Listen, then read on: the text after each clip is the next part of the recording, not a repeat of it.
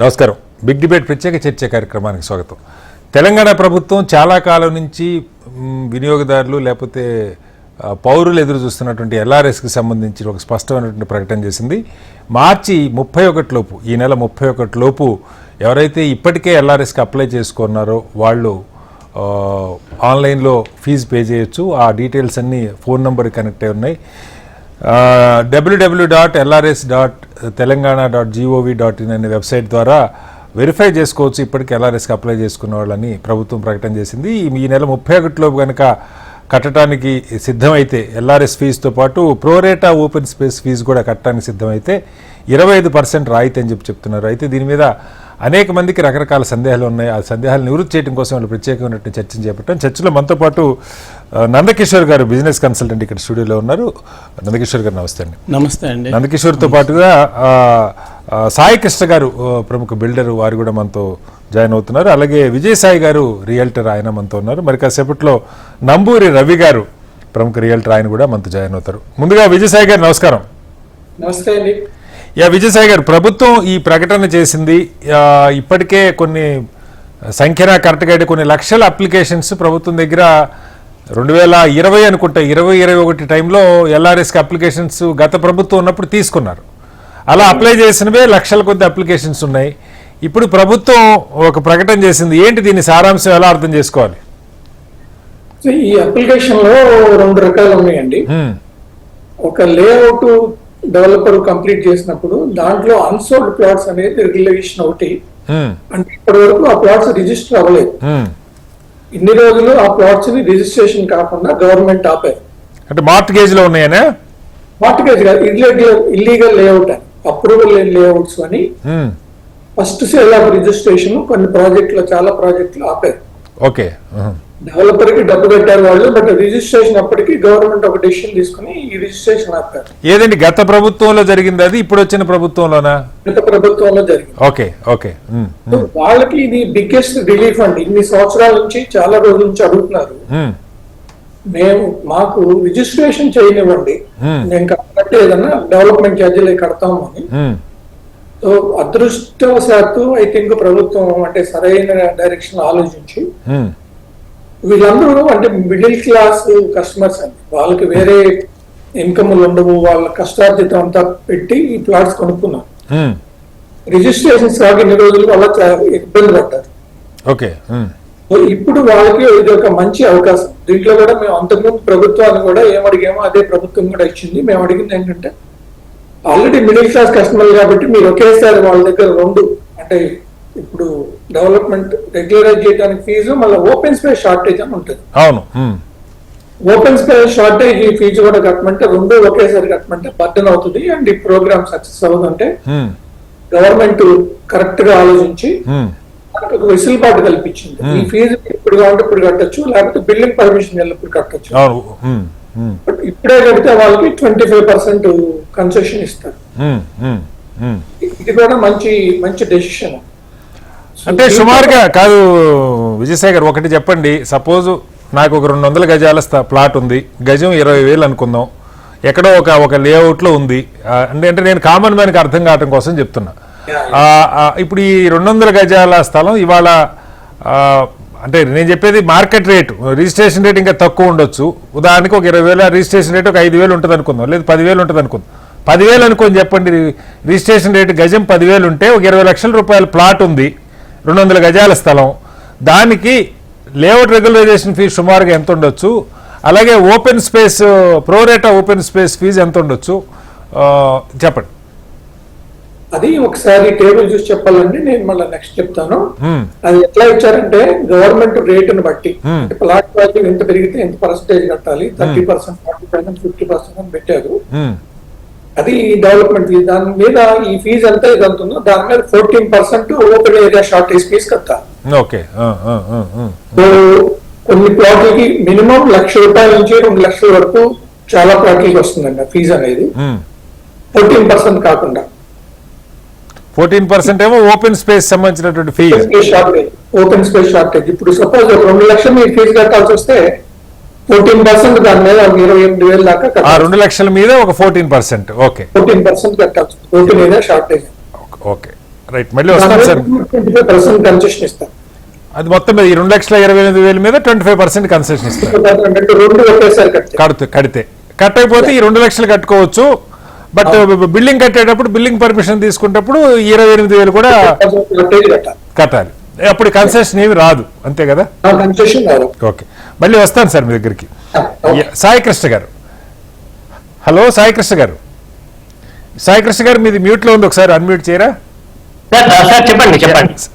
సాయి కృష్ణ గారు, మీ ఫోన్ కొంచెం హారిజాంటల్ గా పెట్టండి. ఒకటి ఫస్ట్ థింగ్, ఇక్కడ ఒక ప్రశ్న సాయి కృష్ణ గారు, నాకు తెలిసి గతంలో ఈ ఎల్ఆర్ఎస్ స్కీమ్ అన్నప్పుడు లేఅవుట్లో ఉన్న డీవియేషన్స్ ఏమన్నా, వాళ్ళు ఓపెన్ స్పేస్లు పార్కులకి ల్యాండ్ వదలకపోయినా, లేదు ఎమ్యూనిటీస్కి స్పేస్ వదలకపోయినా, అనుకున్న డెవలప్మెంట్ ఇంటర్నల్గా చేయాల్సిన రోడ్లు లేకపోతే డ్రైనేజీ లేకపోతే స్ట్రీట్ లైట్లు ఇలాంటివి ఏమన్నా చేయకపోయినా, లేఅవుట్ ఓవరాల్గా లేఅవుట్లో ఉన్న డీవియేషన్స్కి లేఅవుట్ రెగ్యులైజేషన్ స్కీమ్ అనేది 97లో ఒకసారి వచ్చింది, నాకు గుర్తుండి 2007 ఒకసారి,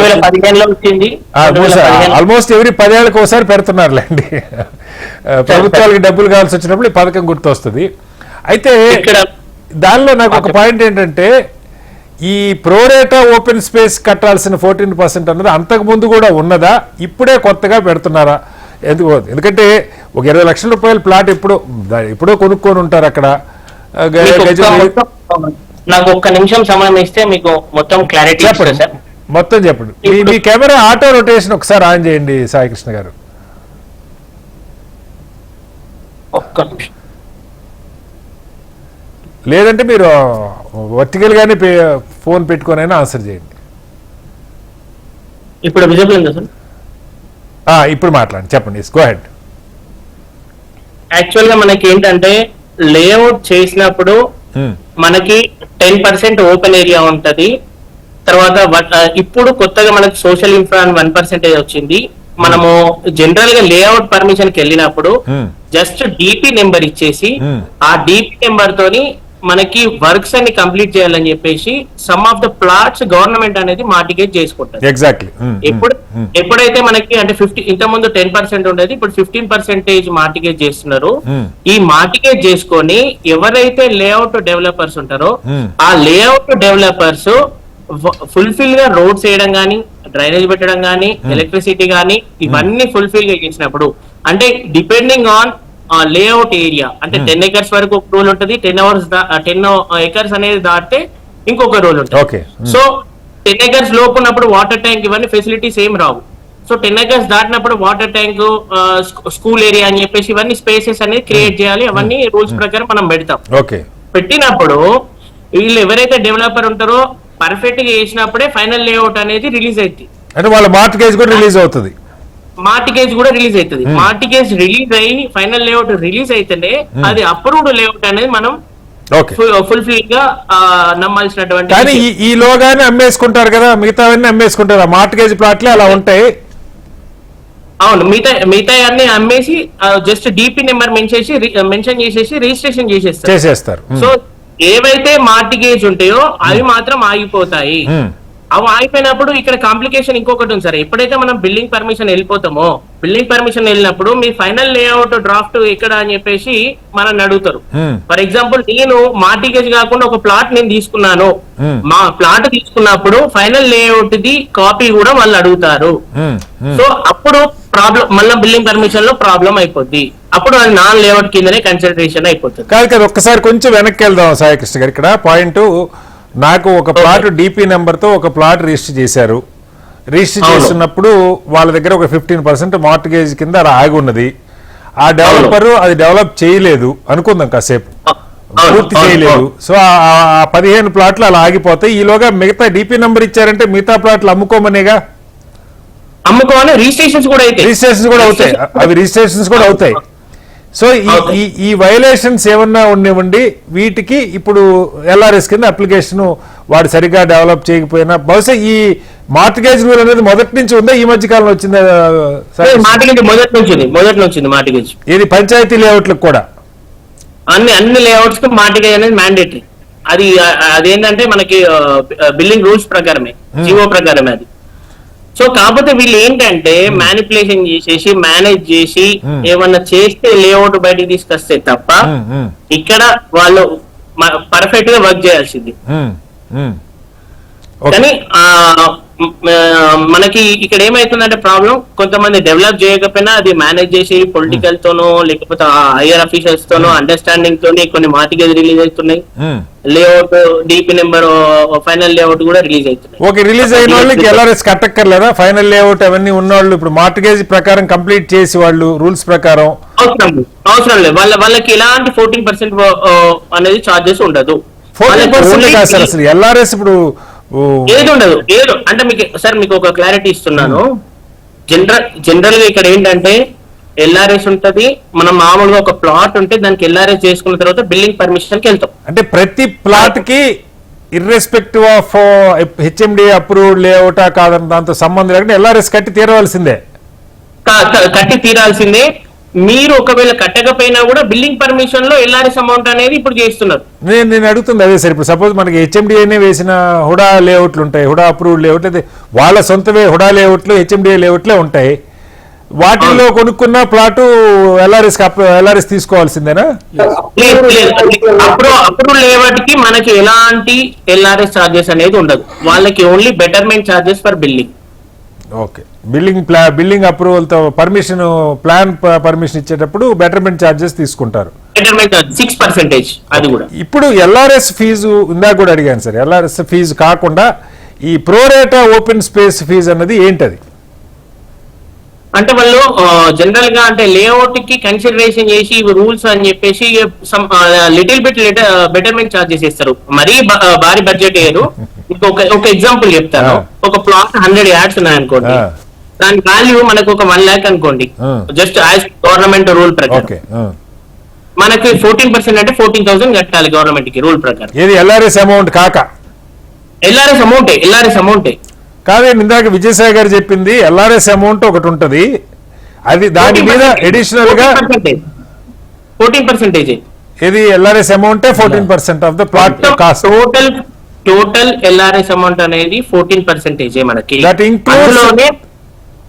ఇంక్లూడ్స్ ప్రోరేటా ఓపెన్ స్పేస్ అండి. అవును. కాదండి.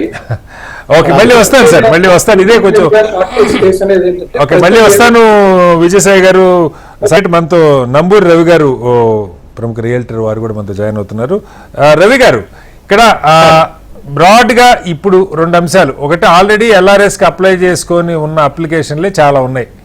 వాటికి ఇప్పుడు ఆన్లైన్ లో ఆ ఫోన్ నెంబర్లు పెట్టి ఆల్రెడీ కాల్స్ కూడా వస్తున్నాయి చాలా మందికి. నిన్న ఇవాళ కాల్స్ కూడా వస్తున్నాయి, మీది అప్లికేషన్ త్రూ అయిపోయింది, మీరు ఫీజు కట్టండి అని. ఎంత ఫీజు పడుతుండొచ్చు? ఈ రెండింటి తేడా, ఎల్ఆర్ఎస్ ఫీజు ఏంటి, ప్రోరేటా ఓపెన్ స్పేస్ ఫీజు ఏంటి, ఆ వివరాలు ఒకసారి చెప్తారు. ఓకే, ఈ ఎల్ఆర్ఎస్ అనేది ఎల్పీ నెంబర్లు అంటే హెచ్ఎండి గానీ టీటీసీపీ గానీ లేఅవుట్లు మాత్రమే పడతాయి సార్. ఇవి ఎల్ఆర్ఎస్ కట్టాల్సిన అవసరం ఉంటది. అప్రూవ్డ్ లేఅవుట్స్ కి ఏం కట్టాల్సిన పని లేదు. ఈ ప్రోరేటా అనేది మన డిపెండ్ సార్, మన అక్కడ గవర్నమెంట్ రేట్ ఏముంది. ఒకవేళ మనం 10,000కి అమ్మినా కూడా గవర్నమెంట్ రేట్ 1,000-1,500 ఉంటది మరి, అంటే రిజిస్ట్రేషన్ వాల్యూ. దాని మీద 14% కట్టాల్సి ఉంటుంది సార్. రిజిస్ట్రేషన్ రేట్ మీద 14% కట్టాల్సి ఉంటుంది. ప్రోరేటా ఓపెన్ స్పేస్ ఫీ అదే సార్. అదే పర్పస్ ఏంటది అంటే ఇప్పటి వరకు మామూలుగా అయితే మనకి అప్రూవ్డ్ లేఅవుట్స్ లో 30% పార్క్ 10% పార్క్ ఏరియా, 30% రోడ్స్ అన్ని కటింగ్ అయ్యి వస్తాయి. ఓకే, మనకి డ్రైనేజ్ ఫెసిలిటీ గానీ, కరెంట్ ఫెసిలిటీ గానీ, మన పబ్లిక్ యూటిలైజేషన్ కోసం పార్క్ ఏరియా గానీ అవన్నీ కూడా కట్ చేసుకొని మనకి అప్రూవ్డ్ లేఅవుట్ అనేది ఇవ్వడం జరుగుతుంది. ఒక ఎకరం అంటే 4,800 గజాలు ఉంటే సుమారు 3,000 గజాలు, 2,600 నుంచి 2,700 గజాలే మనకి అప్రూవ్ అవుతుంది. కరెక్ట్. మిగిలింది మొత్తం మనం గవర్నమెంట్ కి గిఫ్ట్ డీడ్ చేయాల్సి ఉంటుంది. అక్కడ లోకల్ గ్రామ పంచాయతీకి మనం రోడ్లు గానీ, పార్క్ గానీ గిఫ్ట్ డీడ్ చేయాలి. సో అవి ప్రాపర్ గా లేనందుకు ప్రోరేటా ఓపెన్ స్పేస్ డబ్బులు కలెక్ట్ చేస్తున్నారు. Right sir, right. అన్ని ఫెసిలిటీస్ ఇవ్వాలి కదా ఇప్పుడు. కరెక్టే. మరి లేఅవుట్ రెగ్యులరైజేషన్ ఫీ ఏంటి, ఎల్ఆర్ఎస్ ఫీ ఏంటి? అన్ని మనం ఎల్ఆర్ఎస్ అనేది మనం కన్స్ట్రక్షన్ చేసేటప్పుడు కట్టాల్సి ఉంటుంది సార్. అది దానికోసం అవసరం ఉంటది. ఒకవేళ మన జీపీలే సార్ ఇప్పుడు LRS ఫీజు కన్స్ట్రక్షన్ ఫీజు కలిపి కట్టుకుంటే మనకి ఇప్పుడు బెనిఫిట్ ఉంటుంది. రవి గారు, అది మీరు చెప్పింది కరెక్ట్. ప్రభుత్వం చెప్తుంది అదే, మీరు layout regularisation fees, prorata open space fees రెండు కలిపి కట్టుకుంటే 25% డిస్కౌంట్ ఉంటుంది అంటున్నారు. అవును. సో ఒకటి అసలు ఈ రెండుకి తేడా, లేఅవుట్ లో డీవియేషన్స్ ఉన్నదానికే కదా LRS కట్టుకునేది. అవును. ఓపెన్ స్పేస్ లో వదలకపోతేనో లేకపోతే మరొకటో ఆ సమస్య ఏదో ఉంటే దానికి LRS కడుతున్నాం. అది ఆ అమౌంట్ ఎంత ఉంటుంది, దానికి అడిషనల్గా ఇప్పుడు ప్రోరేటా ఓపెన్ స్పేస్కి సంబంధించి కూడా కొంత కట్టాలంటున్నారు. ఈ ఫిగర్స్ సుమారుగా అంటే మనకి చూసే వ్యూవర్స్ కోసం సార్, సపోజ్ అక్కడ మార్కెట్ ప్రభుత్వ రిజిస్ట్రేషన్ రేటు ప్రకారం నాకు ఒక 200 గజాల ప్లాట్ ఉండి గజం 5,000 ఉంటే ఓ 10 లక్షలు అవుతుంది అనుకుంటే దాని ఖరీదు. రిజిస్ట్రేషన్ రేటు మా ప్రభుత్వానికి అఫిషియల్ రిజిస్ట్రేషన్ రేటు 10,000 ఉంటే దాని మీద నేను LRS ఎంత కట్టాల్సి రావచ్చు, లేదు ఈ ప్రోరేటా ఓపెన్ స్పేస్ ఫీ ఎంత కట్టాల్సి రావచ్చు? ఇప్పటి వరకు అయితే ప్రోరేటాది మనకి 14% ఇచ్చారు సార్. అది పూర్తిగా LRS అనేది మనకి ఏరియా వైజ్ గా ఇప్పుడు లోకల్లో ఇప్పుడు హైదరాబాద్ లో ఒకటి ఉంటుంది, డిస్ట్రిక్ట్ వైజ్ గా వచ్చేసరికి ఒక రేటుగా ఫిక్స్ చేసి హెచ్ఎండిఏ పరిధిలో మాట్లాడుకుందాం సార్. ప్రధానంగా హెచ్ఎండిఏ పరిధిలో అయితే ఎంత ఉండొచ్చు అంటే ఇంత పర్సంటేజ్ అని ఉంటుందా అక్కడ రిజిస్ట్రేషన్ రేట్ మీద, లేకపోతే ఎట్లా? ఆ గజాలను బట్టి కూడా పర్సంటేజ్ డిపెండ్ అయి ఉంటుంది సార్. 300 యాడ్స్ ఉంటేనేమో స్క్వేర్ మీటర్ కి 200 ఉంది. ఓకే ఓకే, దాన్ని బట్టి 300 to 500 వరకు ఉంటేనేమో 400 ఉంది. ప్లాట్ సైజును బట్టి మారుతుంది. పర్ స్క్వేర్ మీటర్ కి 300, 400, 500 అట్లా ఛార్జ్ చేస్తున్నారు. ఓకే. ఇప్పుడు 10% ఒక లేఅవుట్ ఉంది అనుకోండి సార్, మన ఒక లేఅవుట్ లో 10% మనకు అప్రూవ్డ్, నాన్ అప్రూవ్డ్ లో రిజిస్ట్రేషన్ అయినాయి. మిగిలిన 90% ఇప్పుడు లేఅవుట్ ఓనర్స్ కూడా చేసుకోవచ్చు అనేది కొత్త నిబంధనలో ఉంది. Okay okay. అయితే వాళ్ళందరికీ కూడా మంచి బెనిఫిటే సార్. ఓకే. సో ఇప్పుడు మనం ఒకవేళ డిటిసిపి గానీ హెచ్ఎండిఏ గానీ పోయినప్పుడు ఏవైతే ఫీజులు ఉన్నాయో దానికి దాదాపు 5 times ఎక్కువ ఉంటుంది సార్ రేటు. ఇప్పుడు చేసుకుంటే అడ్వాంటేజ్ అంటారు, విడిగా వెళ్తే చాలా బెనిఫిట్ సార్.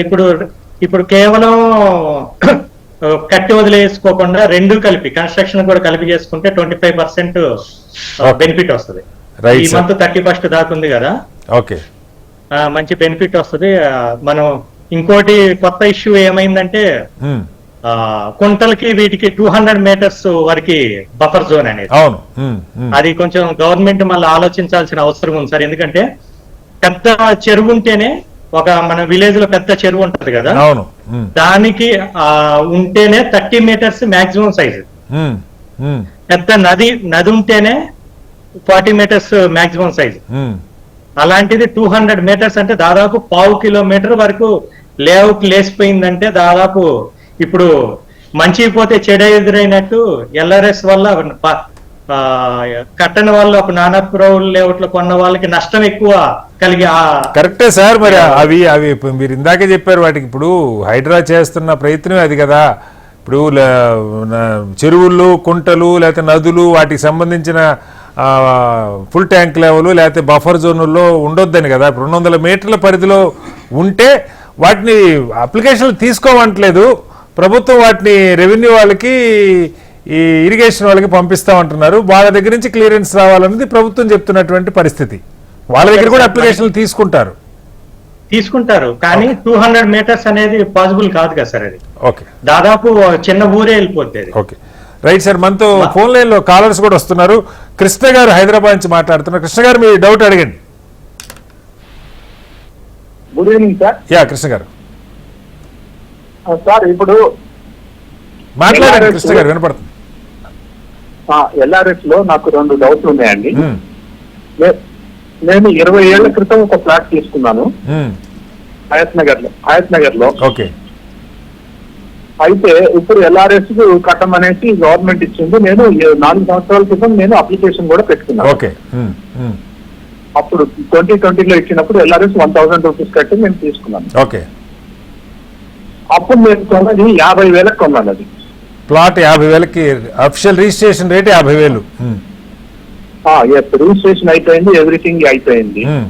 నా డౌట్, అక్కడ ఇల్లు కట్టేసుకుని చాలా మంది అన్ని కట్టేసుకున్నారు, వాటర్ కనెక్షన్ అవి ఇవి వచ్చేసినాయి, దాంట్లో ప్రజలు నివసిస్తున్నారు. ఇప్పుడు నేను నాకు అనుకూలమైనప్పుడు డబ్బు సమకూరినప్పుడు నేను కట్టుకోవాలన్నది నా ఉద్దేశం. ఓకే. నాకు ఎల్ఆర్ఎస్ నేను 50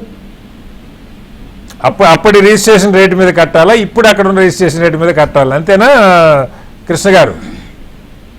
యా, విజయసాయి గారు మీరు విన్నారు క్వశ్చన్. ఆయన రిజిస్టర్ చేసుకున్నప్పుడు 50,000 దాని కాస్ట్, ఎన్ని గజాలు, 200 గజాలు అనుకుందాం. ఇప్పుడు ఆ 50,000 మీద పడుతుందా లేకపోతే దీని మీద పడుతుందా? లేదండి, 2020 కట్ ఆఫ్ డేట్ ఇచ్చారు కదండి, ఓకే.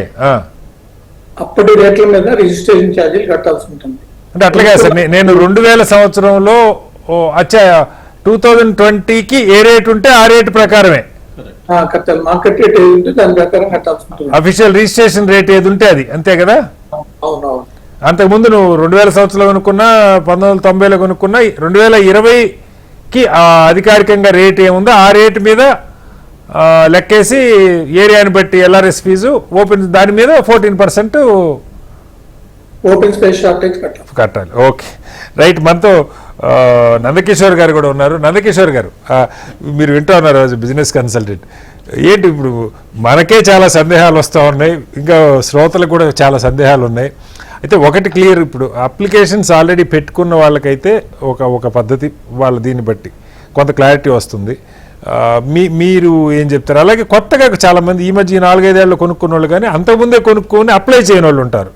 2020లో ప్రభుత్వం కాల్ ఇచ్చినప్పుడు అప్లై చేయని వాళ్ళు ఉంటారు. వాళ్ళ పరిస్థితి ఏంటి సార్? ఇప్పుడు మనకి గవర్నమెంట్ తీసుకునే డెసిషన్ ఏదైతుందో చాలా మంచి డెసిషన్ ఇది. ఓకే, అంటే అది వాళ్ళ ప్రయోజనం కోసం తీసుకున్నా కూడా ఇది ప్రతి కస్టమర్ కొన్ని వేల లక్షల కోట్ల టర్న్ ఓవర్ ఆగిపోయింది. ఇప్పుడు మనకి ఎల్ఆర్ఎస్ ఫీజు వాళ్ళు తీసుకునేది, మీరు ఎల్ఆర్ఎస్ ల్యాండ్ రెగ్యులరైజేషన్ స్కీమ్ కింద మనకి 14%, కన్వీనియన్స్ ఛార్జెస్ 2.5, అట్లా కొన్ని charges plus ప్రోరేటా open space charges అని ఇంకొన్ని తీసుకుంటున్నారు. అరౌండ్ ఇప్పుడు మీరు చెప్పినట్టు 2020లో దాని వాల్యూ 1000 రూపీస్ దాని వాల్యూ ఉందనుకోండి గజం, అంటే 2 లక్షల రూపాయలు.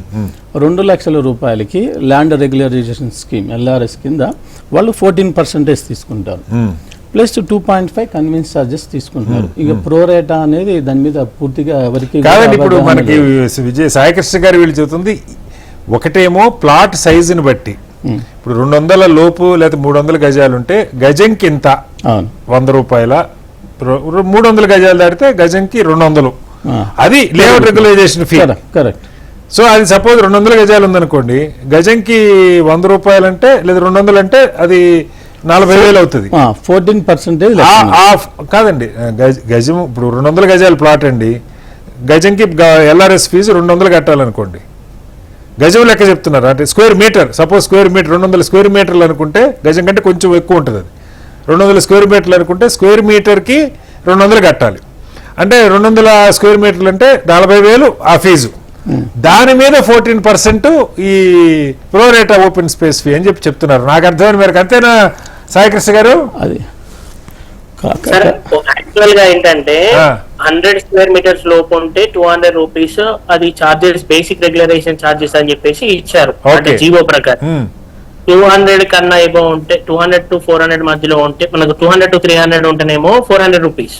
100 to 200 ఉంటే 100 లోపు ఉంటేనేమో 200 rupees per square metres. 101 to 300 వరకు 400 rupees. 101 to 300 400 rupees. Okay. 301 to 500 600 rupees. Okay okay. ఏవో 500 సరికి 750 రూపీస్. ఓకే. ఏది ప్రోరేటా చార్జ్ కాదండి, ఇది బేసిక్ ఎల్ఆర్ఎస్ ఫీ అంతే కదా సార్? అవును. యాక్చువల్ గా ఇవన్నీ మనం కన్సిడర్ చేసుకుంటే, ఇవన్నీ చార్జెస్ కన్సిడర్ చేసుకుంటే ఓవరాల్ గా మనకు 14% అవుతుంది. మనకి ఓవరాల్ గా ల్యాండ్ మనకు ఏదైతే రిజిస్ట్రేషన్ వాల్యూ ఉంటుందో ఆ రిజిస్ట్రేషన్ వాల్యూలో మనకు మాక్సిమం 14% ఆఫ్ చార్జెస్ అనేది మనకు ఇంక్లూడ్ అవుతుంది. అట్లా ఎట్లా అవుతుంది సార్? అంటే కాదు సాయికృష్ణ గారు, ఇక్కడ మీరు చెప్తున్నది రిజిస్ట్రేషన్ రేటు నీది 500 గజాల స్థలమైనా 1000 గజాల స్థలమైనా గజంకి ఇంతని అక్కడ రిజిస్ట్రేషన్ రేట్ ఉంటుంది. కానీ ఎల్ఆర్ఎస్ కట్టేటప్పుడు నీ ప్లాట్ సైజుని బట్టి ఎల్ఆర్ఎస్ ఫీజు మారుతుంది స్క్వేర్ మీటర్ కి. ఇప్పుడు మీకు ఒకటి మీకు జీవో ప్రకారం ఏంటంటే, ఒకవేళ 10% open space is not available in unapproved layout, ప్రోరేటా open space charges at the rate 14% of the plot value. Okay okay. ఆ జీవోలో ఇచ్చింది మనకి. సో 10% కంటే తక్కువ ఓపెన్ స్పేస్ ఉన్న లేఅవుట్ లో ప్లాట్లకే అది వర్తిస్తుంది. అవును, అక్కడ మనకు 14% వర్తిస్తాయని అది జీవో ప్రకారం. Okay. కానీ నిజానికి వస్తే మాత్రం ఓవరాల్ గా పడేది మాత్రం మనకి 14% ఛార్జెస్ పడతాయి. ఆ 14% కు లిటిల్ బిట్ అమౌంట్ అనేది, ఫర్ ఎగ్జాంపుల్ ఇప్పుడు ఒక 1 lakh rupee document registration value ఉంటే 14,000 ప్లస్ లిటిల్ బిట్ ఛార్జెస్ తోని 20,000 రూపాయలతో మనకి గవర్నమెంట్ కి 20,000 రూపాయలు పే చేస్తే మనకు ఫుల్ ఫ్లెజ్ గా LRS ప్రొసీడింగ్ కాపీ అనేది ఇస్తారు. Okay okay right. రవి గారు ఇక్కడ ఇంకోటి కూడా చెప్పండి. అంటే ఇప్పుడు నిజంగా ఒక ప్రశ్న మనకి 2020లో అప్పటికే ప్లాట్ కొనుక్కొని ఉన్న అప్లై చేయకుండా ఉన్న వాళ్ళు ఉంటారు, లేదంటే ఆ 2020 తర్వాత రకరకాల లేఅవుట్లో కొనుక్కున్న వాళ్ళు ఉంటారు. మరి వీళ్ళిద్దరి పరిస్థితి ఏంటి? ఇప్పుడు కొత్తగా వాళ్ళు LRS ఫైల్ చేసుకోవడానికి అవకాశం ఉందా, లేదంటే వాళ్ళు మళ్ళీ వెయిట్ చేయాలా? వెయిట్ చేయాలి సార్, ఇప్పుడైతే ఏం లేదు, వెయిట్ చేయాలి. 2020 వరకు కట్టిన వాళ్ళకి ఇప్పుడు 2020లో అప్లై చేసిన వాళ్ళకే ఇప్పుడు రెగ్యులర్ చేసుకునే అవకాశం. మనతో కాలర్ వెంకటరమణ గారు ఉన్నారు. వెంకటరమణ గారు మీ క్వశ్చన్ అడగండి. నమస్తే సార్. నమస్తే, అడగండి, మీ క్వశ్చన్ అడగండి. సార్, ఇది భద్రాద్రి కొత్తగూడెంలో ఒక రిజిస్టర్డ్ ప్లాట్ నేను ఒక 250 గజాలు కొనడం జరిగింది సార్. 99 లో అరౌండ్ 2000 ఆ మధ్యలో. అప్పుడు వచ్చేసి నాకు ఒక 16,000 రిజిస్ట్రేషన్ ఛార్జెస్ పడ్డాయండి అప్పుడు రిజిస్ట్రేషన్ చేయించుకున్నప్పుడు. నేను 2020లో నేను కూడా అప్లై చేశాను LRS లో. నాకు ఈ మధ్య కాలంలోనే నాకు మా కొత్తగూడెం మున్సిపాలిటీ వాళ్ళు ఇన్ఫార్మ్ చేయడం జరిగింది. అంటే దాని గురించి అంటే LRS ఛార్జెస్ ఎలా ఉంటాయనేది ఎవరు క్లారిటీ సరిగా ఇవ్వలేదు. ఇంకొకటి, ఇప్పుడు మీరు చెప్పే ప్రతి విషయం కూడా HMDA లేఅవుట్స్ లో హైదరాబాద్ లో వాటికి సంబంధించిన వివరాలు చెప్తున్నారు.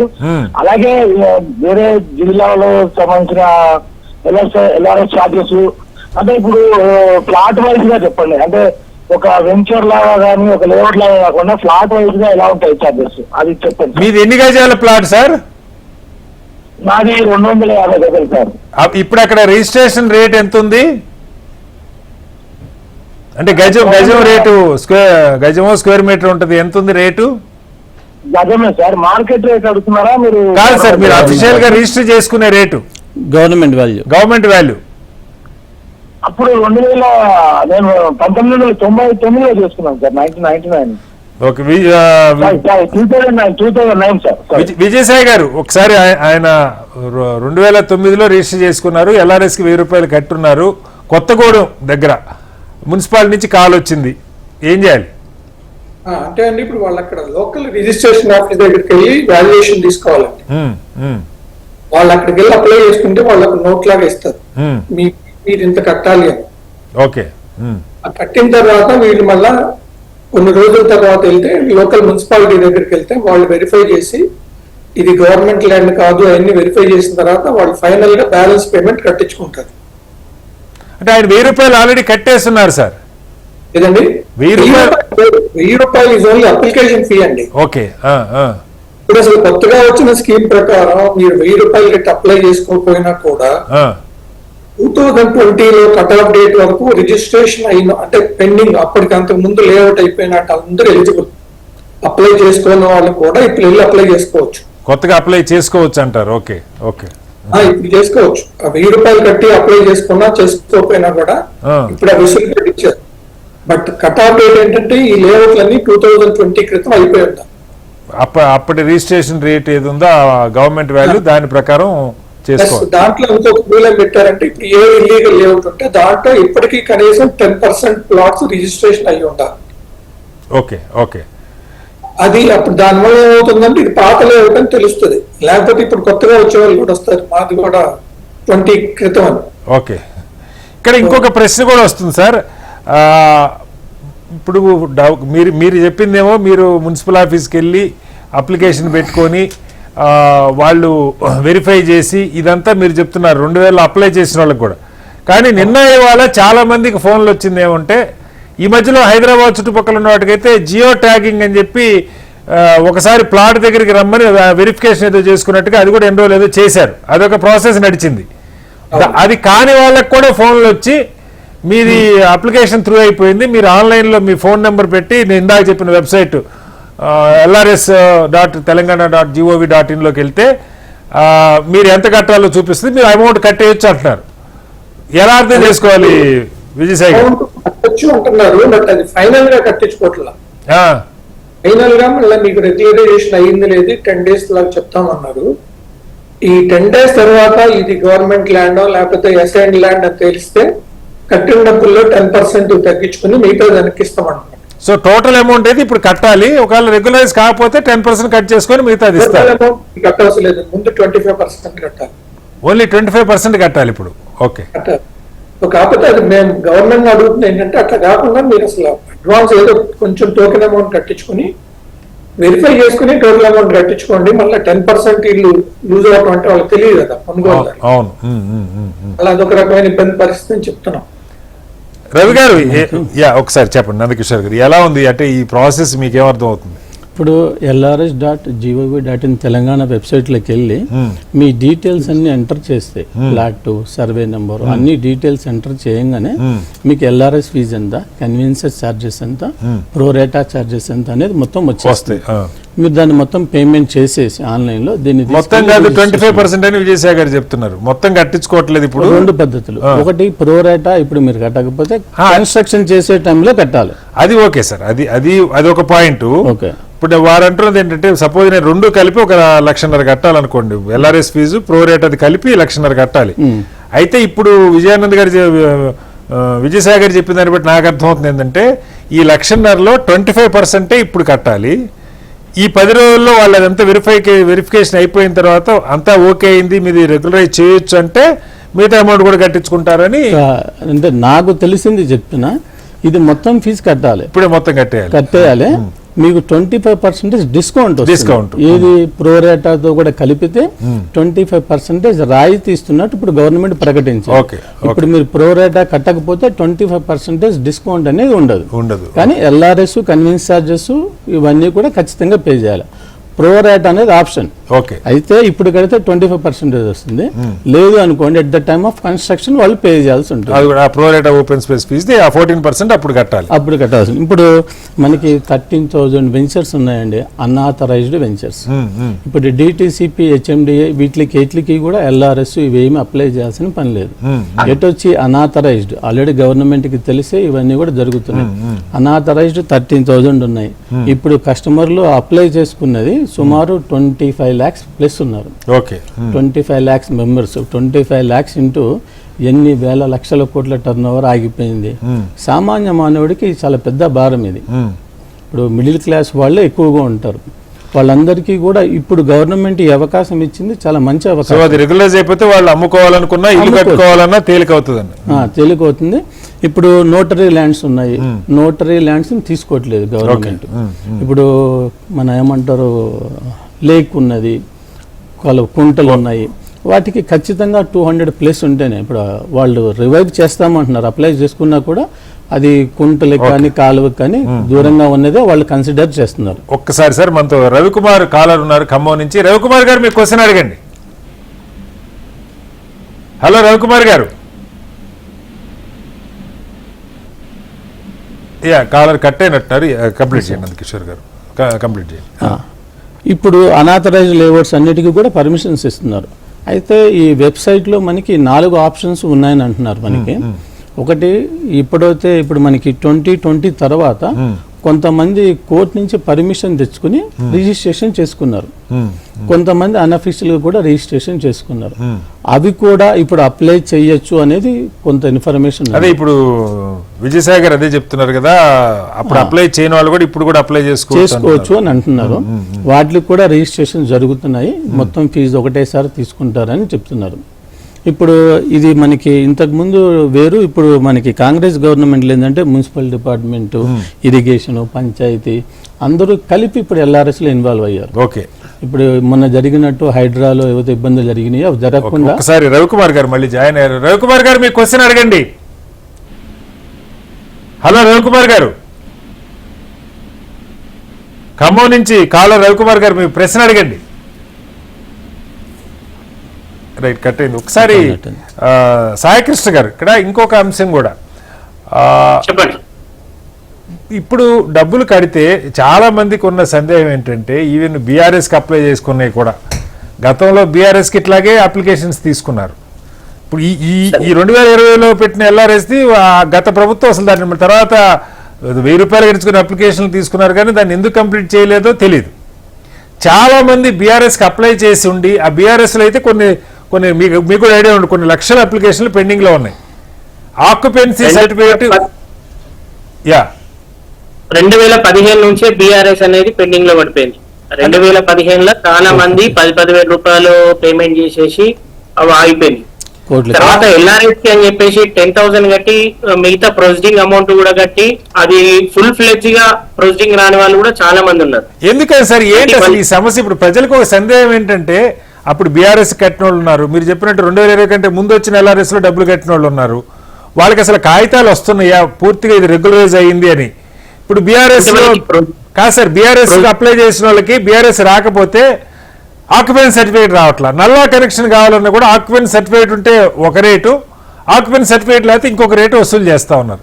ఎట్లా ఇవన్నీ క్లియర్ అవుతాయా? కోర్టుల్లో కేసుల ద్వారా ఆగుతున్నాయా? కారణాలు ఏమై ఉండొచ్చు సాయికృష్ణ గారు? బీఆర్ఎస్ అయితే మాత్రం కోర్టు కేసెస్ అని చెప్పేసి ఆ బీఆర్ఎస్ ను ఆపేశారు. ఎల్ఆర్ఎస్ మాత్రం ఫుల్ ఫ్లెడ్జ్ గా ఇప్పుడు కంప్లీట్ అయిపోతున్నాయి. కాకపోతే ఇక్కడ ఏమైతుందంటే ప్రీవియస్ కట్టినటువంటి 10,000 ఫుల్ ఫీ కంప్లీట్ గానీ కూడా ఉన్నాయి. వాళ్ళకి అవగాహన లేకపోవడం, ఎక్కడికి వెళ్ళాలనే అవగాహన లేకపోవడం ఒకటి. ప్లస్ ఏంటంటే కట్టిన తర్వాత ప్లాట్ వేరే వాళ్ళకి అమ్మడం వల్ల కూడా ఆ పెండింగ్ లో ఉండడము, ఇలా చేయడం వల్ల ఆ పాత అప్లికేషన్స్ అలానే ఉన్నాయి. సో ఇప్పుడు కొత్తగా 2020 ఆగస్ట్ 20 అని చెప్పేసి ఒకటి జీవో రిలీజ్ చేశారు. 2020 కన్నా ముందు రిజిస్ట్రేషన్ అయిన డాక్యుమెంట్స్ ఏవైతే ఉన్నాయో వాళ్ళు మనకి 1000 రూపాయలు కట్టుకొని ఆ 2020 తర్వాత వాటికి బిల్లింగ్ పర్మిషన్స్ ఇవ్వద్దు అనే ఉద్దేశంతోనే డాక్యుమెంట్స్ అన్ని కూడా ఆపేశారు. అంటే వితౌట్ లింక్ 2020 కన్నా ఒక ముందు లింక్ లేకపోతే మనకు బిల్లింగ్ పర్మిషన్ రాదు యాజ్ పర్ జీవో ప్రకారం. ఇలా చేయడం వల్ల కూడా చాలా మంది ప్రజలు నష్టపోతున్నారు. అంటే వాళ్ళకి అవగాహన లేకపోవడం వల్ల ప్లాట్ కొనుక్కుంటారు. ప్లాట్ కొనుక్కున్న తర్వాత ఇల్లు కట్టుకుందాం అని అనుకుంటారు. 100 yards 150 yards చిన్న మిడిల్ క్లాస్ వాళ్ళు తీరా వెళ్ళేసరికి వాళ్ళకి ఎల్ఆర్ఎస్ 2020లో జీవో రిలీజ్ కావడం వల్ల ఆ కట్ ఆఫ్ డేట్ పెట్టడం వల్ల చాలా మంది నష్టపోయినారు. గత 5 సంవత్సరాల నుంచి ఎంతో మంది బిల్డింగ్ పర్మిషన్స్ కట్టుకున్నా అది కట్ ఆఫ్ డేట్ లో ఉందని చెప్పేసి 10% అనేది గవర్నమెంట్ ఛార్జ్ చేసి మిగతా రిజెక్ట్ చేస్తున్నారు. సో ఇక్కడ బాగుపడేది ఏంటంటే గవర్నమెంట్ బాగుపడుతున్నది తప్ప ప్రజలు బాగుపడుతులేదు నేచర్ గా. పాపం అంటే అవగాహన లేకపోవడం ఇక్కడ మైనస్ కాదు. ప్రజలు కోరుకునేది అంటే 10 రూపాయలు పోయినా అన్ని క్లియర్ అయ్యి కాగితాలు చేతికి వస్తే చాలని కూడా కోరుకుంటారు సార్ చాలా మంది. ఇక్కడ ఒక బెనిఫిట్ ఉన్నది సార్ వాస్తవానికి ఎల్ఆర్ఎస్ తోని చాలా బెనిఫిట్ ఏంటంటే మనం ఎప్పుడైతే రిజిస్ట్రేషన్ చేసుకుంటామో అందులో 14% మాత్రమే వాల్యూ తీసుకుంటున్నారు. అది చాలా బెనిఫిట్. ఇప్పుడు ఫర్ ఎగ్జాంపుల్ నేను ఎప్పుడో 2019 లోనో 18 లోనో ఒక ప్లాట్ కొనుక్కున్నప్పుడు అప్పుడు గవర్నమెంట్ మార్కెట్ వాల్యూ 2000 1500 ఉంది. కాదు సార్, ఇందాక కాల్ అడిగినప్పుడు మరి దీనికి భిన్నంగా సమాధానం చెప్పారు మీరు. అది నేను మాట్లాడలేదు. ఎందుకోసం అంటే నేను నా పర్సనల్ ఎల్ఆర్ఎస్ చేయించాను 100%. అప్పుడు ఎప్పుడైతే మనం రిజిస్టర్ మార్కెట్ వాల్యూ ఏదైతే ఉందో దాంట్లోనే 14%. నేను ప్లాట్ కొనుక్కున్నప్పుడు నేను 2000 సంవత్సరంలో కొనుక్కున్నాను. సపోజ్ అప్పుడు 1000 రూపాయలు ఉంది అక్కడ, మనకి దానికే పడుతుంది సార్. 2020లో ఉన్న రేటు ప్రకారం పడదు. దానివల్ల ఒకవేళ వసూలు చేయాలంటే ప్రజెంట్ మార్కెట్ వసూలు చేయాలి గవర్నమెంట్, కానీ రిజిస్టర్ మార్కెట్ వాళ్ళనే వసూలు చేస్తుంది. విజయసాయి గారు ఇది ఇప్పుడు నేను మీకు పర్సనల్ కావాలంటే మీ నెంబర్ పెట్టండి. సార్ సమస్య చూసే వాళ్ళకి అంటే మీరు టీవీలో డిస్ప్లే చేసుకోండి, అంటే మీకు మొత్తం క్లారిఫై ఇస్తాను. విజయసాయి గారు మీకేమర్థమైంది ఇప్పుడు అసలు ఆ కట్టే ఫీజు? నేను కొనుక్కున్నప్పుడు 2020 కంటే ముందే నేను కొనుక్కున్నాను, 2000 సంవత్సరంలో కొనుక్కున్నాను, లేదు 2005లో కొనుక్కున్నాను, 1990లో కొనుక్కున్నాను, ఎప్పుడైనా కొనుక్కునేవ్వండి. ఆ రోజు అధికారికంగా రిజిస్ట్రేషన్ రేట్ ఏది ఉందో ఆ రేటును బట్టి మళ్ళీ ప్లాట్ సైజుని బట్టి కూడా అని చెప్తున్నారు కదా. సమస్య ఇప్పుడు 2 ఉన్నాయి ఇక్కడ. ప్లాట్ సైజుని బట్టి అంటే గజంకి ఇంత లేదు, స్క్వేర్ మీటర్కి ఇంత అంటే ఎప్పుడు కొనుక్కున్నానంటే సంబంధం లేదు. ఈ 14% ప్రోరేటా ఓపెన్ స్పేస్ది ఆ అమౌంట్ మీద ఈ నా ఎల్ఆర్ఎస్ ఫీజు ఎంత వస్తుందో దాని మీద, లేకపోతే మొత్తంగా రిజిస్ట్రేషన్ అప్పుడు నా అమౌంట్ ఎంత ఉందో అధికారికంగా నేను ఎంత డబ్బులకైతే రిజిస్టర్ చేసుకున్నానో దాని మీద 14%. విజయసాయి గారు చెప్పండి. మార్కెట్ రేట్ కి మాకు తెలిసినంత వరకు, నేనైతే చేయించలేదు కానీ అంటే మాకు తెలిసినంత వరకు ఇది మార్కెట్ రేట్ కి లింక్ అయి ఉంటుంది. అందుకనే కట్ ఆఫ్ డేట్ అనేది పెట్టారు. అంటే మార్కెట్ రేట్ అంటే ఇప్పుడు సపోజ్ అక్కడ 10 లక్షలు ఉంటే అధికారికంగా 10 లక్షలు ఉంటుంది, బయట 20 లక్షలు రిజిస్టర్ అవుతుంటుంది. ఇప్పుడు మార్కెట్ రేట్ అంటే 20 లక్షల 10 లక్షలు sir? Government rate, car rate అంటారు దాన్ని. గవర్నమెంట్ రేటు, అదే గవర్నమెంట్ రేటుకి లింక్ అయి ఉంటుంది అంటారు, అంతేనా? గవర్నమెంట్ రిజిస్ట్రేషన్ రేట్ దానికి లింక్ అయి ఉంటుంది. రవి గారు ఒకసారి మళ్ళీ మీరు కొంచెం క్లారిటీ ఇవ్వండి. ఇప్పుడు కొత్త వాళ్ళు అప్లై చేసుకోవచ్చా? తర్వాత ఈ మొత్తంగా డబ్బులు కట్టి ఇప్పుడు 1,00,000 కడతారు, ఆన్లైన్లో కట్టమంటున్నారు. 25% అయినా మొత్తం అయినా కూడా కట్టడానికి చాలా మంది సిద్ధంగా ఉన్నారు. కానీ కట్టిన తర్వాత 10 రోజులని ప్రభుత్వం చెప్తుంది. 10 రోజుల్లో వాళ్ళ చేతికి రిజిస్ట్రేషన్ అంతా క్లియర్ అయిపోతుంది. 10 రోజులు కాదు, నెల రోజులు టైం పట్టినా ఎల్ఆర్ఎస్ అయిపోయింది అఫీషియల్గా, యువర్ ప్లాట్ ఈజ్ రెగ్యులరైజ్డ్ అని చెప్పి కాగితం సర్టిఫికేట్ వచ్చే అవకాశం ఉందా? ఉంది సార్, 100% ఉంది. 10 days లో అన్ని పర్ఫెక్ట్ గా ఉంటే 10 days లో వస్తుంది. ఓకే, మనం అన్ని అప్లై చేసేటప్పుడే పైన మనం డాక్యుమెంట్ నెంబరు అవన్నీ ఎంటర్ చేసిన తర్వాత దాని వాల్యూ ప్రకారం మన ఫీజు ఎంత కట్టాలనేది వస్తుంది ఆన్లైన్ లో. ఒకవేళ మనకి బఫర్ జోన్ లో కానీ కుంటల దగ్గర కానీ ఉంటే రెడ్ మార్క్ అనేది వస్తుంది సార్. ఓకే, ఒరిజినల్ గా అయితే మనం కలెక్షన్ చేయాలనే ఆలోచన గవర్నమెంట్ కి లేకపోతే ఆ రెడ్ మార్క్ ఉన్నాయి తీసుకోకూడదు. అమౌంట్ తీసుకోవడం ఎందుకు, తర్వాత 10% కట్ చేసుకుని రిటర్న్ ఇవ్వడం ఎందుకు? ఓకే, తీసుకోకూడదు కదా. తీసుకోకూడదు అంటే గవర్నమెంట్ కొన్ని కన్సిడర్, మీరు అన్నారు కదా ఇందాక ఎవరో చెప్పారు 200 మీటర్లు అంటే చాలా లేఅవుట్లు ఎగిరిపోతాయి సార్. పావు కిలోమీటర్ అంటే అసలు ఏంటి సార్, చాలా లెంత్ కదా. మరి దాన్ని పరిగణలోకి తీసుకొని ఆ శాఖల్ని, రెవెన్యూ వాళ్ళను లేకపోతే వాటర్ ఇరిగేషన్ వాళ్ళని అడిగి ఉన్న కన్సిడర్ చేస్తారేమో సార్, లేకపోతే ఎందుకు అడుగుతారు? చేయాలి సార్ అది. లేకపోతే ఎట్లా అంటే ఇప్పటి వరకు రేపు మాకు అవుతేమో ఎల్ఆర్ఎస్ కట్టుకొని మనం ప్లాట్ అమ్ముకోగలుగుతాం అనే ఆలోచనలో ఉన్నవాళ్ళు దారుణమైన పరిస్థితుల్లో ఉంటారు. ఒక్కసారి చెరువుల పక్కన ఉంది ఈ ప్లాటు అంటే దాని మీద ముద్రేసినట్టు. ఇది ఎట్లా అంటే ఈ మంచి కుక్క, ఇది పిచ్చి కుక్క అంటే ఇది పిచ్చి కుక్క అని 10 మంది అనగానే దాని కల్లి కొనటానికి కూడా, సగానికి కూడా కొనటానికి కూడా ఎవరు రాదు. అది చాలా middle class, lower middle class వాళ్ళకి చాలా ఎఫెక్ట్ అండి అది.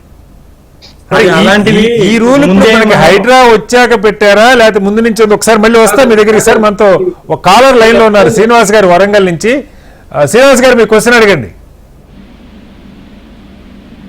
హలో శ్రీనివాస్ గారు,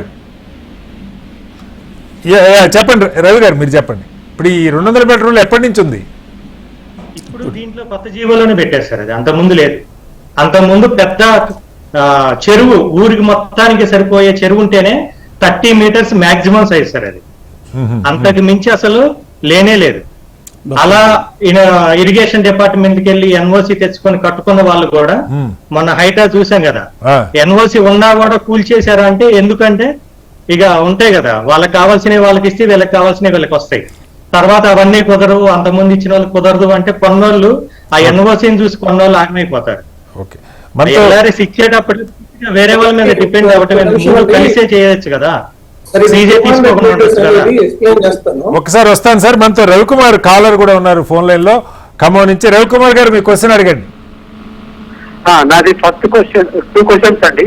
ఫస్ట్ క్వశ్చన్, ఈ ఎల్ఆర్ఎస్ కట్టిన తర్వాత నెక్స్ట్ ప్రాసెస్ ఏంటంటే, అంటే మనకి ఎన్ని రోజులు ఎల్ఆర్ఎస్ క్లియరెన్స్ వస్తుంది అంటే, ఏమన్నా ఆన్లైన్ వస్తుందా, మరి ఫిజికల్ గా వస్తుందా? అదొకటి. సెకండ్ క్వశ్చన్ ఏంటంటే, మన కొత్త అప్లికేషన్ 1000 rupees పెట్టి అప్లై చేస్తే దాని నెక్స్ట్ ప్రాసెస్ ఏంటి? వాళ్ళు 2 రోజులకు మళ్ళీ ఎల్ఆర్ఎస్ కట్టమని వస్తుంది. ఈ 2 questions. లాస్ట్ క్వశ్చన్ ఏంటంటే, ఈ 14% ఓపెన్ స్పేస్ కి క్లారిటీ లేదండి, దానికి ఏమైనా క్లారిటీ ఇవ్వగలరా? నరకిషోర్ గారు చెప్పండి సార్. ఇప్పుడు అది మీరు వెబ్సైట్లోకి వెళ్ళి ఎల్ఆర్ఎస్ ఫీజు అఫీషియల్గా ఉన్నది 14% ల్యాండ్ రెగ్యులరైజేషన్, కన్వీనియన్స్ ఛార్జెస్ కొన్ని ఉన్నాయి. అది ప్రోరేటా ఛార్జెస్ అనేది మీరు అప్లికేషన్ ఫిల్ చేసినప్పుడు వెబ్సైట్లో మీకు చాలా క్లియర్గా కనబడుతుంది దానికి ఎంత పడుతుంది ఏంటి అనేది. ఎందుకంటే చాలామందికి దీని మీద ఎన్నో సందేహాలు ఉన్నాయి. వెబ్సైట్లో మీకు క్లియర్గా వచ్చేస్తుంది, దాన్ని బేస్ చేసుకుని మీరు పేమెంట్ చేయొచ్చు. ఇప్పుడు 3 క్వశ్చన్లు అడిగారు సార్ ఆయన. ఒకటి, అసలు ముందు ఇప్పుడు కొత్తగా 1000 రూపాయలు కట్టాలంటే దానికి ప్రొసీజర్ ఏంటి? కట్టి ఈ అమౌంట్ కట్టిన తర్వాత ఆన్లైన్లో వస్తుందా లేకపోతే మళ్ళీ వెళ్ళి కాపీ మున్సిపల్ ఆఫీస్ చుట్టూ తిరిగి తెచ్చుకోవాలా, ఇలాంటి సందేహాలు ఉన్నాయి. ఇప్పుడు 1000 రూపాయలు కట్టిన వాళ్ళందరికీ కూడా గవర్నమెంట్ రెగ్యులరైజేషన్ చేసేస్తుంది. అంటే ఏదన్నా ఇబ్బంది ఉంటే, అంటే చెరువులో గానీ అటువంటి ఉంటే తప్పి అది పక్క పెడదాం, మిగతాయి మిగిలినవి 2020 తర్వాత రిజిస్ట్రేషన్స్ అయినవి కూడా గవర్నమెంట్ తీసుకుంటుంది. 4వ ఆప్షన్ ఉంది వెబ్సైట్ లో, డైరెక్ట్ గా రిజిస్ట్రార్ దగ్గరికి వెళ్ళి LRS ఫీజు కట్టి వేరే వాళ్ళకి అమ్మొచ్చు అనేది ఇప్పుడు ఉన్న ఇన్ఫర్మేషన్. ఓకే, చాలా మందికి హెల్ప్ అవుతుంది యాక్చువల్ గా. మనతో రామిరెడ్డి గారు గోదావరి కన్ నుంచి ఫోన్ లైన్ లో జాయిన్ అయ్యారు. రామిరెడ్డి గారు మీ క్వశ్చన్ అడగండి. నమస్తే సార్. ఏం లేదు, 21 లో కోర్టు ద్వారా ఈ లేఅవుట్ రీతించినవి. నమస్తే సార్. అడగండి సార్, క్వశ్చన్ అడగండి. నమస్తే సార్. మాది 2021 లో కోర్టు ద్వారా లేఅవుట్ రీతించిన అయింది. దానికి 200 యాడ్ సార్. ఇప్పుడు దాన్ని అప్పుడు government rate government rate 4000 sir. Registration fees 83,000 అయింది. ఓకే, దానికి LRS ఏమన్నా ఉంటుందా? 2021లో అయింది మీది. 21. చెప్పండి సాయికృష్ణ గారు. సాయికృష్ణ గారు, కట్ ఆఫ్ డేట్ 2021 తర్వాతకి మనకి LRS అనేది ఆప్షన్ లేదు. ఇక్కడ నందకిషోర్ గారు 2020 తర్వాత కొనుక్కున్న వాటికి కూడా ఒక ఆప్షన్ రమ్మని చెప్పి అది సార్, అది 10,000 మన లేఅవుట్ ఉండి అందులో ఒక 15-20 ప్లాట్స్ రిజిస్ట్రేషన్ అయ్యి మిగతా రిజిస్ట్రేషన్ కాని వాటికి అవి ఎలిజిబుల్.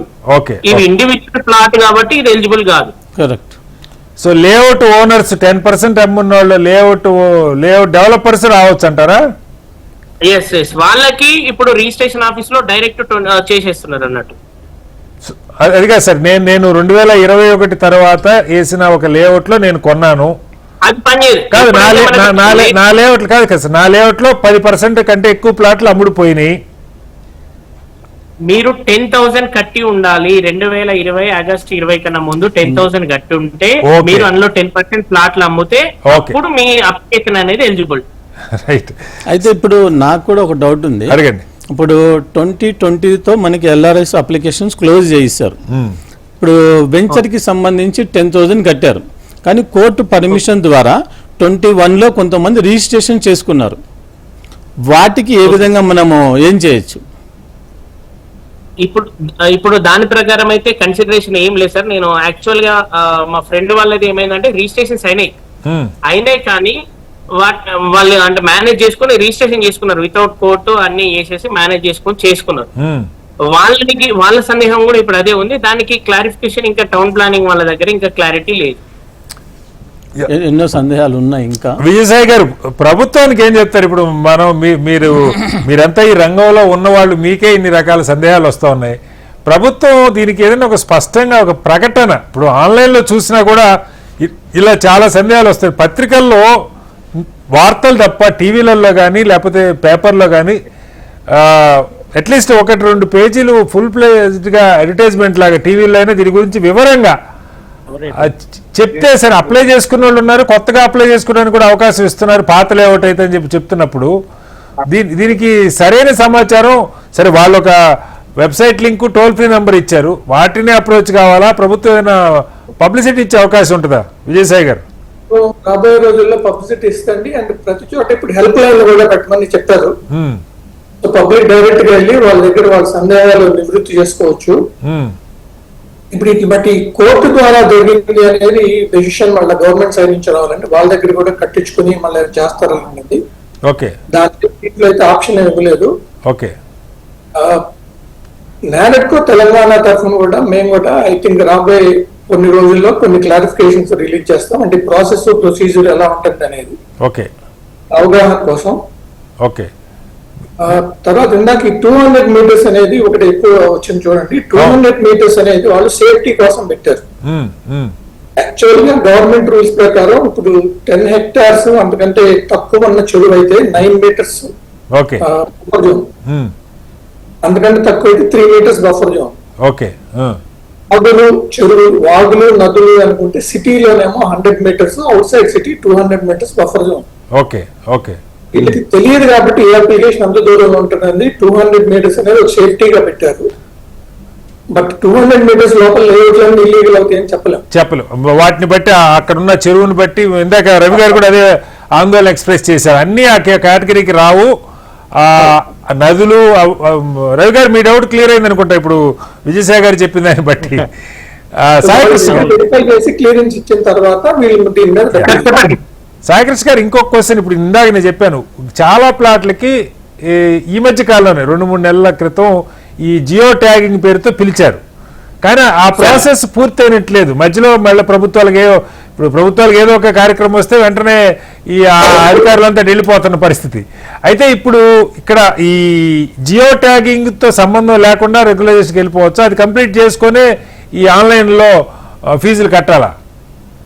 యాక్చువల్ ఇప్పుడు ఏం చేస్తున్నారంటే సార్, టౌన్ ప్లానింగ్ లో టీపీఓ టీపీఎస్ లో వీళ్ళతో పాటు వార్డ్ ఆఫీసర్స్ ని కూడా సైట్ విజిట్ చేపిస్తున్నారు. సైట్ విజిట్ చేపేసి మాక్సిమం సైట్ విజిట్ చేయడానికి ఆలోచిస్తున్నారు. కాకపోతే కొన్ని అప్లికేషన్స్ ఏంటంటే ఆటోమేటిక్ గా లొకేషన్ చూసినప్పుడు ప్రోబ్నేటల్ లో ఉంటాయి, అది జోన్స్ డిఫరెంట్ ఉంటాయి కాబట్టి జోన్ పైన డిపెండ్ ఉన్నాయి, అప్లికేషన్స్ వెళ్ళిపోతాయి.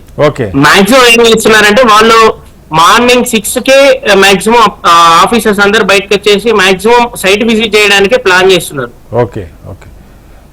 ఇంకొక రిక్వెస్ట్ మీ హెచ్ఎంటీ ద్వారా మా హంబుల్ రిక్వెస్ట్ ఏంటంటే, జనరల్ గా దీనికి ప్రతి టౌన్ ప్లానింగ్ సెక్షన్ లో ప్రతి మున్సిపాలిటీలో టెక్నికల్ పర్సన్స్ అని చెప్పేసి ఉంటారు, లైసెన్స్డ్ టెక్నికల్ పర్సన్స్ అని చెప్పేసి వాళ్ళు మున్సిపాలిటీ నుంచి అమౌంట్ కట్టేసి వాళ్ళకి లైసెన్స్ ఇస్తారు అన్నమాట. లైసెన్స్ సర్వేయర్స్ మీరు అనేది? Licence surveyors, licence structure engineers వీళ్ళందరూ ఉంటారు. సో వీళ్ళందరినీ కూడా ఇన్వాల్వ్ చేయకపోవడం అనేది ఒకటి ఒక మైనస్. ఎందుకోసం అంటే మా దగ్గరికి వచ్చే మాస్టర్ ప్లాన్, జోన్, సిస్టమ్ అనేది ఒకటి మొత్తం అవగాహన మాకుంటది. జనరల్ గా ఎవరైతే లైసెన్స్ ఇంజనీర్ ఉంటారో వాళ్ళకి అవగాహన ఉంటుంది.